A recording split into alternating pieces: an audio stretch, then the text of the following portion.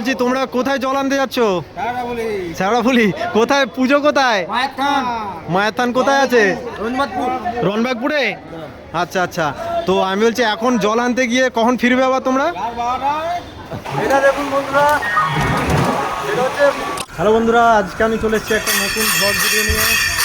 আর বন্ধুরা আমরা আজকে যাব হচ্ছে রনবাগপুরের যে মায়ের থান, সেইখানে আমাদের পুজো আছে আগামীকাল। এখন আমরা আছি তারকেশ্বরে, পুলি থেকে জল নিয়ে কালকে আমরা মায়ের থানে যাব। তো আজকে সারা রাতই জাগা হবে আর কালকেও সারা দিনের ব্যাপার আছে। তো এই দেখো, এইমাত্র আমরা তারকেশ্বর স্টেশনে এইমাত্র ঢুকছি। আর এই দেখো বন্ধুরা, আমরা এখন আছি তারকেশ্বরে। আর এইগুলো সব আমাদের, আর পুরো আমাদের গ্রামের বহুত মানুষ এসছে আজ। তো বন্ধুরা আমি এইটা নিয়ে হচ্ছে 2 বছর জল আনতে যাচ্ছি। এর আগের বছর গিয়েছিলাম, যেহেতু পাড়ার সব ছেলেরা বলছিল যাওয়ার জন্যে। আর এই বছর হচ্ছে আমার দ্বিতীয়বার হচ্ছে। আর আমার এইখানে বাঁকটা দেখো, এইখানে আমার এই বাঁকটায় হচ্ছে 2টো বড় ডাম আছে আর 2টো ছোট ডাম আছে, মানে দুদিকে 2টো করে থাকবে, একটা বড় আর একটা ছোট। ডামগুলো ছোট ছোট, এই ডামগুলো কিন্তু ছোট নয়। এইগুলো আনতেই পুরো দম বেরিয়ে যায় যখন ওই গরমে, টাটকা গরমে যখন ওই রোদ দিয়ে হাঁটা হয়, প্রচুর কষ্ট হয়। তো দেখো আমি বলছিলাম যে আমার কেউ কেউ কলসিও নিয়ে যায়, তো আমি একজনকে পেয়ে গেছি দেখো। তো বলছি দাদা, এই যে বড় বড় এই যে কলসিগুলো নিয়ে জল বইবে, কষ্ট তো হয় নাকি? হবে না আবার, একটু জোরে বলো, জোরে। এটা হচ্ছে আমাদের চাঁদের বাঁক। কই রে, জল আনবি যা? হ্যাঁ, আরে গিয়ে কিনবি, তাই তো? আর একটা ব্যাপার বলে দিই, আমরা যে হচ্ছে শ্যাওড়াফুলিতে জল আনতে যাচ্ছি, আমরা কিন্তু বাঁক না নিয়ে গেলেও আমরা ওইখানে বাঁক পেয়ে যাবো। ওইখানে প্রচুর বাঁকের দোকান আছে, বিক্রি হয়। তো তোমরা ওইখান থেকেও ডাইরেক্ট গিয়ে কিনতে পারো। আর দেখো ট্রেন এসে গেছে, আমরা এই ট্রেনটা করেই রিটার্ন যাব হচ্ছে হাওড়া।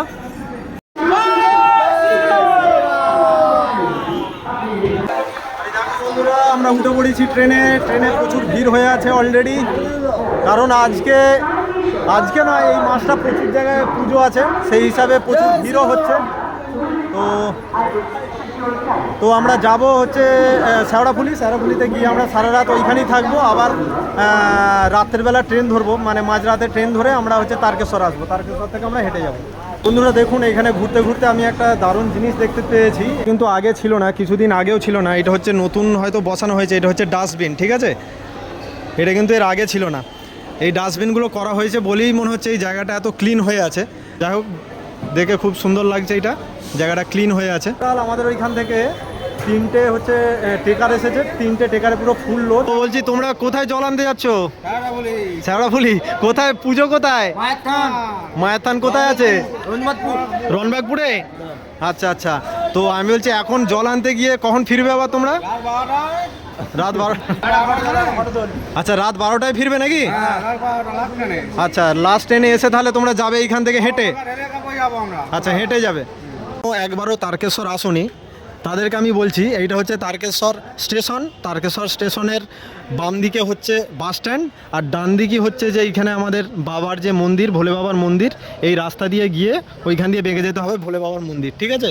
বন্ধুরা দেখো, আমাদের এখন 70টা ছেলে আছে। এখন 70টা ছেলে টিকিট না দেখাতে পারলে কিন্তু এইখান থেকে ঘাড় ধাক্কা মেরে নিয়ে যাবে। তো আমরা কিন্তু সেফটিতেই আছি, একদম পুরো সেফটি জোন, আমাদের সবারই টিকিট আছে। তো এই দেখো, এখন আমাদের যে টিকিট মাস্টার, এখন আমাদের ছেলেদের সেলফি চলছে এখন।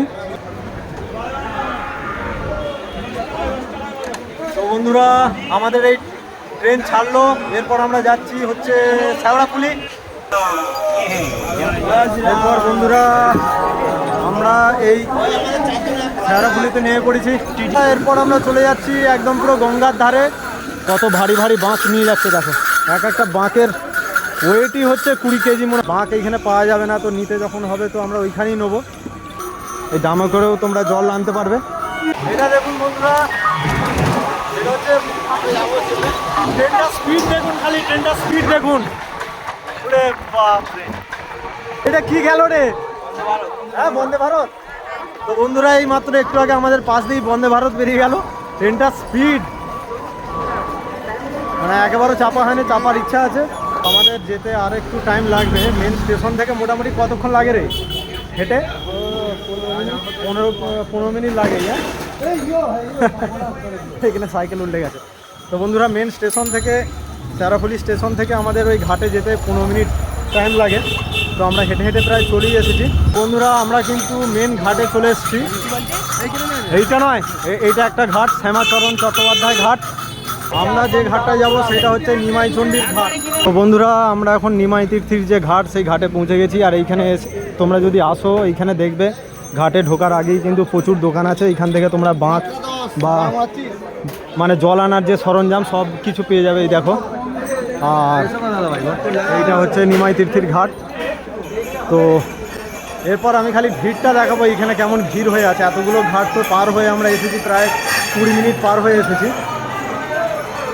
আর এরপর দেখো এই ভিড়টা খালি দেখো, এই নিমাই তীর্থির ঘাটে কেমন ভিড় হয়ে আছে।